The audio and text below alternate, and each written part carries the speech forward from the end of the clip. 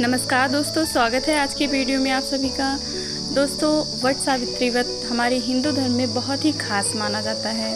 वट सावित्री व्रत को सावित्री अमावस्या या वट पूर्णिमा के नाम से भी जाना जाता है। इस व्रत का हिंदू धर्म में बहुत ही विशेष महत्व है। इस साल यह व्रत 6 जून 2024 के दिन रखा जाएगा। इस दिन सुहागिन महिलाएं अपने पति की लंबी उम्र के लिए व्रत रखती हैं। माना जाता है कि इस व्रत को करने से परिवार के सदस्यों को तरक्की मिलती है और घर में सुखमय जीवन बना रहता है।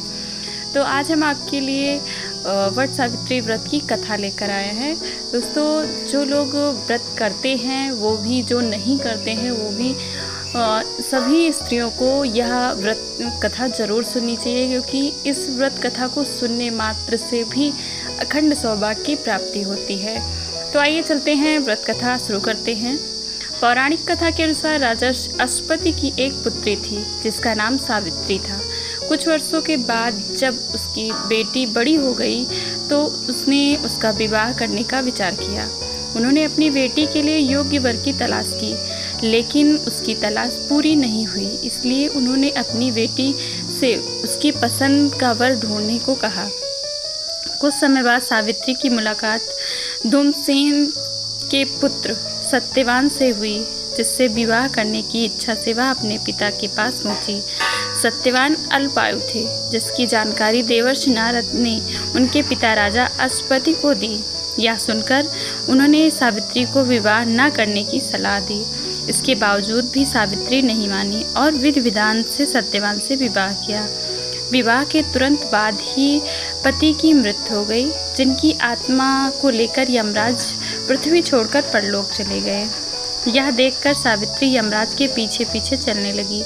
यमराज ने उसे रोकने के लिए सब कुछ किया, लेकिन सावित्री नहीं मानी।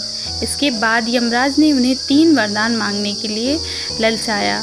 अपने पहले वरदान में सावित्री ने सास ससुर के लिए आँख की ज्योति मांगी। दूसरी इच्छा में उसने खोया हुआ राज्य मांगा। वहीं तीसरे वरदान में सावित्री ने अपनी तीव्र बुद्धि का प्रयोग किया और कहा, यदि आप मुझसे प्रसन्न हो तो मुझे 100 बच्चे की माँ बनने का आशीर्वाद दें। यह वरदान सुनकर यमराज ने तथास्तु कहा और आगे बढ़ने लगे। इसके बाद सावित्री भी उनके पीछे पीछे चलती रही। उससे अपने पीछे आता देख यमदेव ने कहा, हे देवी, अब तुम्हें क्या चाहिए? उनकी बात सुनकर सावित्री ने कहा, आपने मुझे माँ बनने का आशीर्वाद तो दे दिया, लेकिन पति के बिना मैं माँ कैसे बन सकती हूँ? यह सुनकर यमराज दंग रह गए और उन्हें अपने तभी सत्यवान को पास से मुक्त कर दिया। तभी से विवाहित महिलाएं वट सावित्री का व्रत करने लगी, ताकि सावित्री के तरह उनकी सौभाग्य की प्राप्ति हो और उन्हें अखंड सौभाग्य की प्राप्ति हो, जिससे उनका सुहाग बना रहे और उनके जीवन में खुशहाली रहे।